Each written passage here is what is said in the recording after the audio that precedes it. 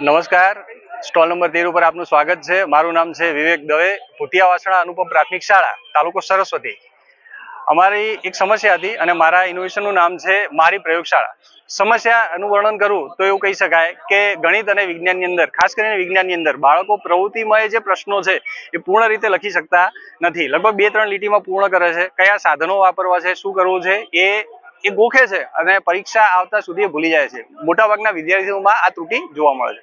એનું નિવારણ એ છે કે બાળકોની સાથે બાળકો જાતે જ પ્રવૃત્તિ કરે છે એમના ઘરે। કઈ રીતે? તો એને સંક્ષિપ્ત વર્ણન આ રીતે કરું કે NEP 2020 ની અંદર હમણાં આપણે તાલીમો લીધી પૂર્વ વ્યવસાયિક શિક્ષણ। તો બાળક પૂર્વ વ્યવસાયિક શિક્ષણની તાલીમ લઈને શું કરી શકશે?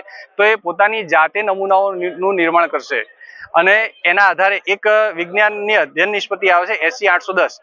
એના મુજબ એવું કહી શકાય કે બાળક પોતાની આજુબાજુના નમૂનાઓમાંથી આજુબાજુની મળી રહેલી વસ્તુઓમાંથી નમૂનાઓનું નિર્માણ કરે છે।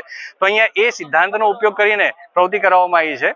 અહીંયા તમને કેટલીક વસ્તુઓ દેખાય છે જે બાળકે પોતાના ઘરે જાતે જે વસ્તુઓ મળી છે એમાંથી સિદ્ધાંતનો ઉપયોગ કરીને આ વસ્તુઓ એટલે કે મોડેલોનું નિર્માણ કરેલું છે। તમે જોઈ શકો છો કે બાળકને જ્યારે શાળામાં કોઈ સિદ્ધાંત શીખવાડવામાં આવે છે ત્યારે લગભગ એ ગોખે છે સિદ્ધાંતને, અથવા તો બહુ રેર જે ઉચ્ચ જ્ઞાન કક્ષાના બાળકો છે એ જ આ પ્રવૃત્તિ કરી શકે છે। બાકીના બાળકોને આ સમજણ પડતી નથી। પરંતુ જ્યારે ઘરે આ સિદ્ધાંતને અનુરૂપ એમને મોડેલનું નિર્માણ કરવામાં આવશે ત્યારે એ એવું વિચારશે નહીં કે મારે ક્યાંથી અથવા તો મારે સ્પેસિફિક આ જ વસ્તુ લેવી, નહીં, એના ઘરે જે પણ વસ્તુ ઉપલબ્ધ હશે એમાંથી એ મોડેલનું નિર્માણ કરશે।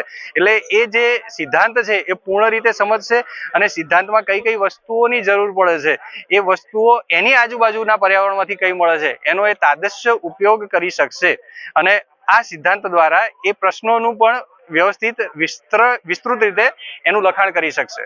અને અમને એ સફળતા મળી છે કે બાળકો 6 થી 8 ના ધોરણની અંદર ગણિત વિજ્ઞાન વિષયની અંદર બાળકોનો અમે પ્રી ટેસ્ટ લીધો અને પોસ્ટ ટેસ્ટ લીધો। એની અંદર લગભગ 4.5 એટલે કે 4.5 સરેરાશ એટલો મૂલ્યાંકનમાં વધારો જોવા મળ્યો છે। પ્રી ટેસ્ટ અને પોસ્ટ ટેસ્ટ 20-20 ગુણનો હતો અને જેની અંદર ફક્ત પ્રવૃત્તિમય ના જ પ્રશ્નો પૂછવામાં આવ્યા હતા। તો અમને લગભગ 4.5% ની સફળતા મળી છે। જો આપ પણ આપણી શાળાની અંદર આ પ્રયોગ કરી શકો તો ગણિત વિજ્ઞાનની અંદર જે મોટા પ્રાયોગિક પ્રશ્નો છે અથવા તો નમૂનાઓનું નિર્માણ છે એમાં અવશ્ય વિદ્યાર્થીઓની અંદર આ પ્રગતિ જોવા મળી શકે છે।